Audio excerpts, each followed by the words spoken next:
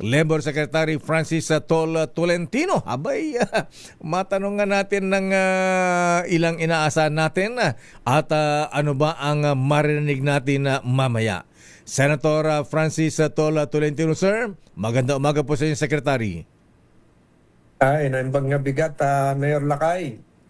Maganda umaga po sa inyo mga taga-subaybay. Naimbag nga bigat, Apo Secretary Tol, sir. Ayan, una po ay naimbitahan ba kayo dun sa ano? Siyempre, definitely, may rehearsal po. Ayan, may practice ang presidente sa kanyang zona. Katulad ng mga dating presidente, may practice yan eh.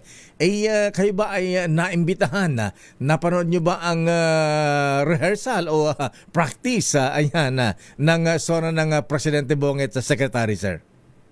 Kaya hindi po, Lakay, at alam ko po ang presidente lang po ang nagprepara ng kanyang talumpati, yung paghahanda. So tayo po nung weekend abala po tayo doon sa Oman Cebu Forum, yung dumating na ministro, labor minister, foreign minister ng bansang Oman para tulungan po ang lalawigan ng Cebu.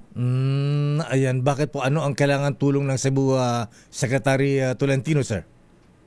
Alam niyo po ito, hindi tulong na pinansyal, kung hindi yung isang tulong na investment po ng bansang Oman para po sa lalawigan ng Cebu, sa lungsod ng Cebu, sa tourism, sa energy, at marami pang iba. So halos maghapon po yan kahapon at marami pa hong magaganap tungkol dyan. Ang Oman po isa sa pinakamayamang bansa sa Middle East at gusto po nilang maging malapit sa lalawigan ng Cebu. Maganda yan. Pero Secretary, ano po ba ang nasa inyo pangunahing mensahe ng Pangulong Marcos sa zona mamayang hapon? Ayan, pagdating sa trabaho at kabuhayan ng sambayan ng Pilipino. Alam niyo po, nabanggit ata ng presidente noong isang araw sa Pampanga tayo, kung hindi ako nagkakamali, na yung katagang binanggit niya abangan ang susunod na kabanata. Wow. So, ang ibig sabihin po nun siya po ang maglalahad niya na ayaw naman natin pangunahan kung ano yung kanyang tatalakayan. Pero alam niyo naman po, very responsive naman po ang Pangulo. So siguro po yung inaasahan ninyo na babanggitin ay babanggitin po yun. Baka mas detalyado pa ho siguro. Tsaka siguro meron din pong hindi inaasahan. Siyempre, kayo mga cabinet secretary sa Secretary Tol, tulad ng DOLE, meron din kayong mga ibinigay na report sa presidente. Meron bang bagong programa ang DOLE para sa mga manggagawang naapektuhan ng mataas na antas gasto sa pamumuhay, Secretary, sir? Alam niyo po, nung wala pa ako sa DOLE, pero gumalaw po ito simula po nung February 28, yung hidwaan po sa Iran.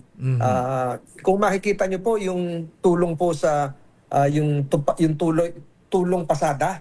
Opo. Kung matatandaan niyo po yun, yung binigyan po yung mga transport groups ng mga kagamitan, group personal accident insurance at kaunting ayuda, halos 55,000 po na jeepney drivers. NCR, Central Luzon, Calabarzon at marami pang ibang lugar, yung po ay tulong ng DOLE. Convergence po yun sa DOTR. Ang pondo po nun ay nanggaling sa DOLE. So, yung po ay naganap na, nagawa na po yun at meron din pong ibang mekanismo kagaya po nung trabaho para sa bayan plan. Ito po ay sinimula nung Enero at hanggang itong habang tayo nagsasalita, ay ito po ay convergence po sa iba't ibang ahensya ng pamahalaan, DTI, DepDep, at nabanggit ko na nga kanina yung DOTR. So ito po ay naglalayon, makalikha ng napakaraming trabaho at ito po ay pinatunayan noong huling job fair po ng DOLE, yung trabaho agad nung Independence Day na may halos 95,000 vacancies po na napunuan at isa po sa ginagawa po natin ngayon ay paigtingin po yung peso.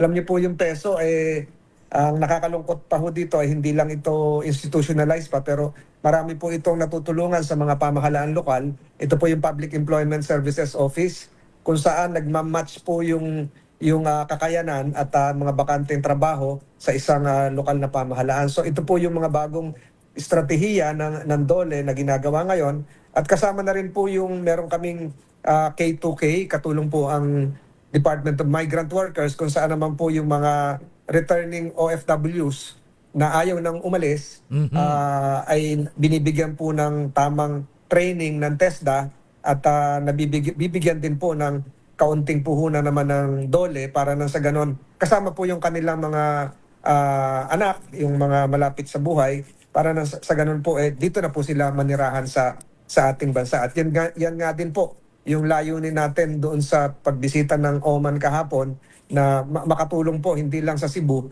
kung hindi sa Region 7 ang isang bansa na pinanggalingan din ng ating mga OFWs. Nabanggit yung Secretary Sir ang paghahanap ng trabaho sa ating mga unemployed, ayan, dagdag trabaho.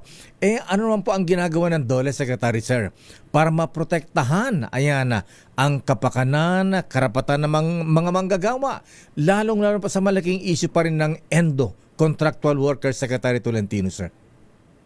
Alam niyo po, isa po sa ating sinusulong ay magkaroon po ng isang matibay na grupo ng mga abogado sa DOLE, sa hanay ng DOLE, yung LAW, Labor Attorney's Office na parang PAW. Ito po ay mangangailangan lang ng budget at ilang mga abogado, pero nasimulan ko na po ito at gumugulong na po ito. Kumukuha rin po tayo ng mga law students para maprotektahan po ang mga kapakanan ng ating manggagawa. Lalong-lalo na po yung mga nag-delivery riders natin na napakaraming insidente ang nangyari. Merong masama, may mabuti. Yung masama ay yung may nasaksak tayong rider, may isang masama ay yung isang rider naman kumukuha sa mga dinideliver niya. So, yun po yung ang layunin po natin dito na-meeting ko na po lahat ito, Lakay. Opo. Sina Grab, sina Lalamove, sina Ninja Van. At siguro marami pa kami pagpupulong dito para magkaroon ng isang komprehensibo at standard na pasweldo, pagbibigay ng social protection, accident insurance, at marami pang iba. At siguro yung labor standards naman natin, ganun din ang ating ginagawa, yung patuloy na pag-inspeksyon. At mamaya nga po, ayokong banggitin dito, meron kaming gagawing pag binanggit ko rito, hindi na surprise. Banggitin nyo na. Isang napakalaking, pamilyar ka dito siguro mamaya pag naka-off na yung live natin, baka makapaghanda, Lakay. Opo. Mapaghandaan nila yung... Opo, ito naman po patungkol din sa mga proteksyon dapat ibigay nila sa manggagawa na sa mga nakakalap naming report ay hindi nagagawa at meron na ngang isang pumanaw. Wow, so, malungkot naman. Malungkot po yan. So, ngayong araw po yan na ipapatupad po natin. Secretary Sir, ano po ang iyong mensahe sa mga kapatid natin, mga manggagawa na may maasama silang marinig na konkreto hakbang para sa kanilang kapakanan, ayan na benepisyo sa zona ng Pangulong Marcos? Alam niyo po, nung kamakalawa, ngayon ay 27, nung 25, effective na po yung pagtaas ng sweldo sa Metro Manila. Ito po yung 85 pesos wage hike at 60 pesos po yung nauna sa January 20, 2027 yung second tranche. At gumugulong na rin po ang konsultasyon ngayon sa Cebu, Region 7, ganun din po sa Region 3 sa Pampanga area at maging sa Calabarzon. So ito po ay bahagi ng tripartite mechanism sa Republic Act 6727 kung saan nag-uusap ang pribadong sektor, ang mga manggagawa at ang pamahalaan para magkaroon tayo ng sahod na kahit papaano ay makapanlaban man lang sa pagtaas ng bilihin. Minsan hindi na natin naabot, lalong-lalo na ang kuryente at ang gasolina. So gumugulong po yan. Makaasa po sa mga manggagawa natin na tayo po ay patuloy na kumikilos para magkaroon ng social protection po ang kanilang hanay, lalong-lalo na sa insurance, sa SSS at marami pa hong iba. At makakaasa po rin kayo ang ating mga employers na patuloy po tayo na ikipag-usap para balansyado po ang pakikipag-usap at maging resulta para po sa ating ekonomiya. Secretary Tolentino Sir, maraming salamat. Magandang umaga po sa inyo. Maraming salamat po at agyaman na Lakay. Just agin na Apo Secretary Francis Tolentino ng DOLE.